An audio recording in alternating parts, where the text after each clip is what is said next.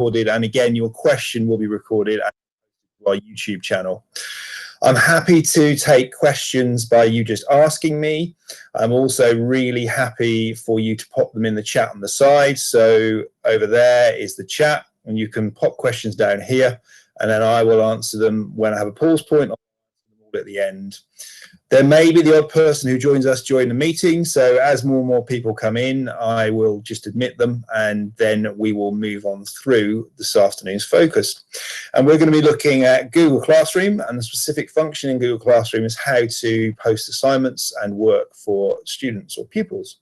Just before I do continue, the last few people, if you could just turn your webcams off for me, please, because you are recorded, and then I will move over into Google Classroom.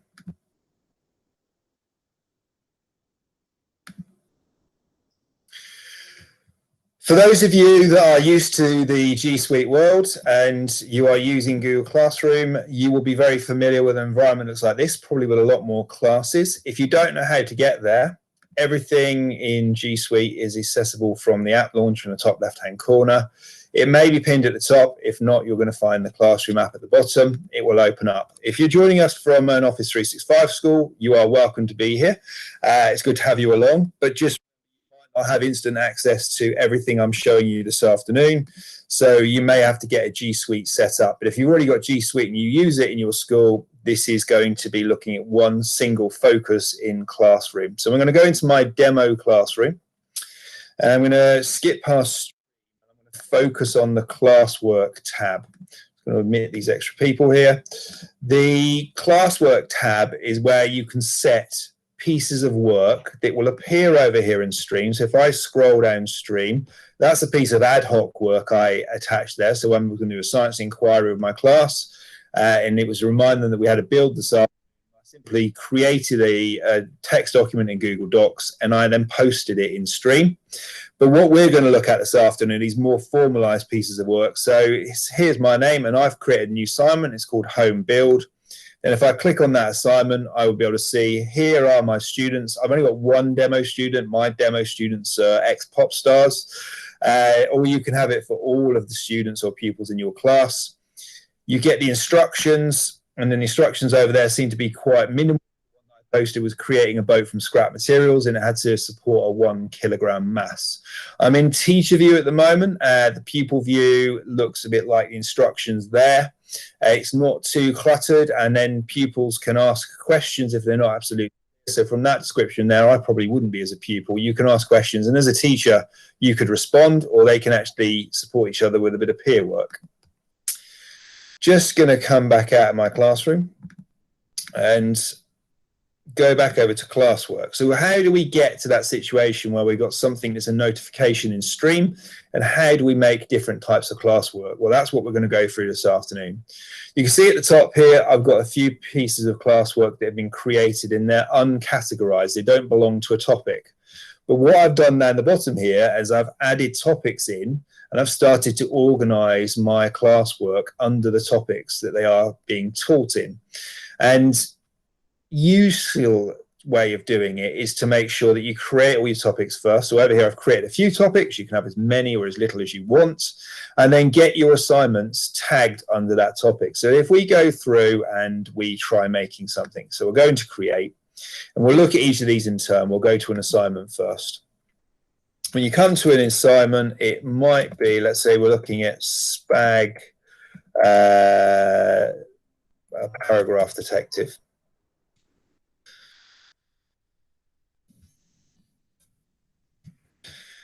And then can you find the punctuation?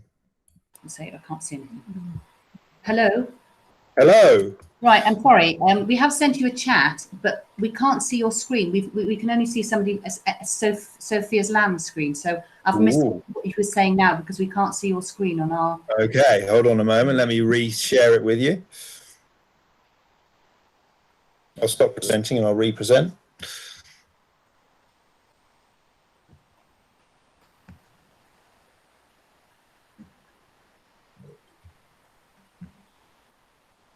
Okay, it's representing with you now, so you should all see each other for a moment. And then if I go back over to Classwork, can you see Classwork? No, I can still see Sophia Lamb. Can anyone else unmute, or you're all having the same issue? Everyone else? No, I can see your screen. Can you see if I change that to Google Classroom? Does it come up? Yeah, I can see that. Yeah, I can see it too. Yeah, me too. I can see it. Okay. Just for the benefit, I will just try one last time to stop sharing and reshare, see if that corrects it for you. Hold on a moment. I think we might get enough. Okay. So first of all, you will see each other. And then I will head over to Classroom. Yeah, that's Yeah. Everyone still able to see Classroom, yes? Yeah, thank you. Okay, no problem. So in there, I've just put the title is My Paragraph Detective. Your instructions can be as long or as short as you wish. And I tend to keep instructions quite short because very often I will attach the resource that I want the pupils to use. And I will either go directly to my Google Drive, and it looks into my Google Drive, and it will look at recent documents I've got, or I can go over to here to my Google Drive, and then I've got some folders in my Google Drive, and down here are my files. So if I wanted to, I'll make it up. We'll pretend this is a paragraph for spag work. It is science inquiry list. I attach the document on the bottom there. It works exactly the same with a link to a website. So if you wanted to branch out to a particular website where there's an exercise, maybe it's BBC Bite Size, and there's some guidance on there about how to find punctuation in the paragraph, or you can add a file, or you could add a video as well. So if you don't want to add a website link, you can embed a YouTube video. That depends on the filtering in your school and also your policy on pupils seeing YouTube content. But what it does is it plucks the one video from YouTube and puts it into Classroom rather than going roaming around YouTube. It stays in Classroom. When you come to post your assignment, you can choose whether you post it to just your classroom. So here I've got my primary classroom. The other classroom I've got is called distance learning. You would see all of the classrooms that you're attached to. So you just put a tick. It will always tick by default the one that you're in, and you can't untick that because you have to post it somewhere. But you can also have additional classrooms to post it to. I'm just going to choose to put it in the classroom that I'm in, but I could add that as many. So you can do the job once and post it to multiple destinations. You can either have all the pupils in your class, or you can just have a single or a group of pupils. So it doesn't have to be that you send the assignment to every pupil in the class. You might have a target intervention group, you might have an extension group. So you can bring it into whole class or particular elements of the class and pupils that you want to target. You can give it a mark, and it's out of 100, a numerical value out of 100, so anything between 1 to 100. So I might say there's 15 points I want them to find in my paragraph for punctuation, so I'm going to give them 15 points. You can't put in anything letter-based. It has to be a numerical value. I'm going to give it a due date. I'm going to say I want it in on Monday of next week, and I'm also going to say the time it's got to be due is the end of the day. Then I can add it to a topic. So I've got the various topics I've already created to organize my work, but I haven't got one for English, so I'm going to create a topic. Normally the subjects of the topic. Then you can add a rubric, which is a very American term, but you can go in, you can use scoring in your rubric, and your rubric can be ascending or descending in what you want them to see, but think of this like learning objectives and success criteria. So it might be learning objective 1 is to insert punctuation, and it might be add full stops and so forth. I won't put them. And then you say, well, there's 1 point for full stops, 1 point for commas. That's 2 in total. You can give it level titles if you want. So you might say that this, you might use it as a mild, spicy, or hot challenge. You might be saying this is expected, exceeding, or mastery. However you want to do it, you've got it there. And you gradually build up your rubric so that it's transparent to the pupils as well as parents that are at home supporting the pupils, or staff in school when you come to mark this. And your rubric's sitting there. If your instructions are clear enough, you don't have to have a rubric. It's there as an option if you want it. Once you've got it all created, you've got options here. You can either assign it straight away and it instantly appears to both the staff and the pupils, or you can schedule it for release. So if I was making this today and I actually wanted it to appear to pupils tomorrow morning, I could hit schedule, and then I can choose a time when I want it to schedule for release, or if I need to go away and speak with a colleague or do a bit more research, I can save it as a draft and I can come back and pick it up again. But I'm just going to assign it straight away. It assigns almost instantly. And then down here in my English, here is my homework. I know when it's due in, it's all created and it's ready for me. And not only is it ready for me, it's ready for my pupils. You'll get a notification over here in Stream, and pupils that are in the class will get to see that, and also staff will get to see that too. And if you needed to go in and find out what it was about, you can click on it, and here it is. As a teacher, I can see that no one has handed it in. It's been assigned to one pupil because I've only got one active pupil, but if I needed to check what the worksheet was or the rubric was, that's there. The bit that appears to us is that, but otherwise the pupils see a very similar view to what's on the left-hand side there. It's quite minimal, not too cluttered, and easy to navigate. If you have a moment and you think, I didn't mean to use English and I wanted to use some other term related to teaching English, you can rename it, or you can delete it, or you can move it up and down the list. You can also go back in and you can edit the assignments. If you think there's something you missed out, or you realize you made a typo and something's not clear, you can go back in and edit that or delete it as well.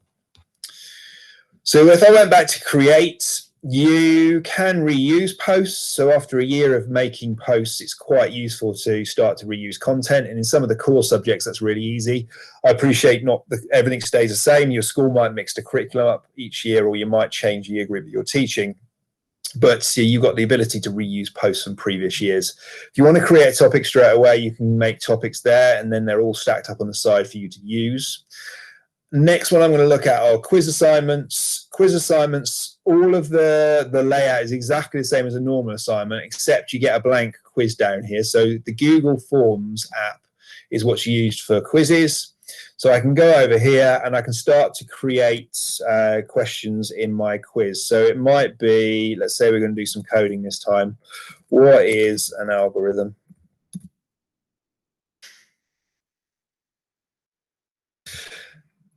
And then my options could be set of instructions. And you can add an option. I don't know, let's say, not sure, as an option, not sure. And also let's have a sprite. And they choose which one they want. You could add pictures to it in here. You can choose what type of question it is, whether it's multiple choice, and you've got lots of different questions. And I did a webinar before about how to use Google Forms, and that's available on the school's portal if you're a Turn-On school. But you can also do things like an answer key here. So you can say how many points are available, but you can also say which one is the correct answer. So set of instructions is the correct answer, and I press done, and I'm going to make it a required question. So when they, at the end, press submit on your quiz, it will self-mark because the quiz knows what the correct answer was. And you could also have it branching out so they can go and get other materials as well. So you can go to section-based answers. You can have a description in there with, if you didn't get this correct, go to this website, and you could have a live website link, or you could have a bit of help in there. So the quizzes are really good. And when you get them handed back in, you get instant feedback and responses, and you can export them to Google Sheets for further analysis. So I'm going to jump back over to my classroom, and there's my blank quiz. If I named up my quiz, it would end up having a name, so I'm going to call it coding quiz. And then that instantly is available in here at the same time. And then I just assign it in the same way I've always done, but I can't assign it unless I've given all these sections something. I'm not about to waste time going through that this afternoon because you've already seen how to do that in assignments. So if we jump out of that, I'm going to discard that one. So up here, that's a draft one that I've made, and then the ones in green are just unassigned. And I'm going to go back in. So you could have questions. Questions are usually, for my purposes, I use them as a stimulus. If I want to throw something in the stream, or I want to stimulate some thought before we engage with a topic or a subject in a question, I normally put the question in here, and I might give them some instructions about how I want the class to prepare, or what I want them to come to the lesson knowing or understanding or having an idea about. And you can also attach resources just like before, or you can create resources directly from any of these. You can open up a doc which is the equivalent of a word processor. Slide is the equivalent of a presentation software like PowerPoint. Sheets is a spreadsheet like Excel. Or you can make drawings as well if you've got a touchscreen Chromebook or a touchscreen Windows laptop. Or forms, you can make forms. And you can have these things to be short answers, or you can have them to be long answers and multiple choice. And then the same as you post them before. And then you simply ask the question, and it starts to get the responses collated, and the pupils can capture them before they come back into the lesson. I'm going to come out of that one. And then material is the last one we're going to look at today. So you might want to share a certain material with the class, and they need to pick it up or they need to use it during the lesson. So instead of interrupting the flow of the teaching, or if you've also got distance learning pupils, as it's quite likely we're going to have at the moment and for the foreseeable future, you can get the materials, give it a title, give it a description, you can attach them so that then they can be independent in their learning, and they can pick up the materials when the time's right for them during their lesson. And what they wouldn't have to do is ask you or wait for you to give it to them, which is lost learning time. The materials are already there, and you simply just post it when you're ready, or you can schedule it to release just like before. I'm going to discard that one and not create it because the steps are very similar. As far as the options you've got in Classwork, those are the 4 main options. And as soon as you've created those, you get your notifications in Stream, but you also over here get a Markbook created. So this is like an online Markbook. Here is the SPAG paragraph I've just put in. There's my 15 marks. If I wanted to see what dear old David has submitted, I can do it from my online Markbook. I press view submission, opens up the tab. At the moment, he hasn't handed in the in, but it would appear here. Tells me that it's assigned. If I was going to mark it up and I was going to give him some feedback and I was going to put some private comments in there so I can give one-to-one feedback, what's been really good about the work he's handed in and what could he do to improve, I can then return that back to David as personalized feedback, one-to-one. None of the other pupils see it, but I know from my Markbook that that's been completed, and I tick them off from there. So you can build that up with all the pieces of work, and then you get the mean for that particular pupil across all the pieces of work that have been set. You can also get the mean across the class for all the work that's been handed in. And you can sort by pupils, but you can also export this into a spreadsheet, into a Google Sheet, and then you could use that to transfer it into whichever progress tracking software your school uses. So that really concludes this afternoon's short webinar. It's meant to be very brief. We're focusing on only one aspect of Google Classroom. You can add assignments, quizzes, questions, or materials. And then when you add those in, you will get the relevant corresponding column over here in your Markbook, and you'll have about 30 pupils all down the side instead of just my one that I've got in my demo classroom, and you'll get notifications of what's going on in Stream. I haven't got anything else I'm going to show you this afternoon, but I am more than happy to field any questions. So I'm just going to stop presenting and check the questions that I've got on the side. But also at this point, if anyone else wants to ask anything, you can please unmute your mic and ask the question. So someone's asked, can you give feedback to all pupils at once? Yes, you could. So you could give whole class feedback.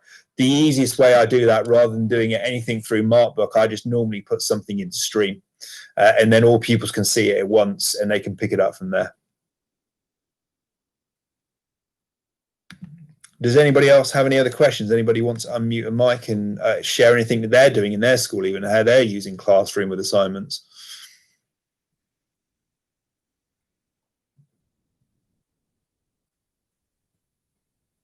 Okay, well, I will remain in the meeting while people sign out, but I'll say thank you for joining me this afternoon. We've got another Google webinar next week on the Thursday, and we've got an Office 365 webinar on the Tuesday. So if you are a G Suite school, you can come and join me on Thursday of next week again.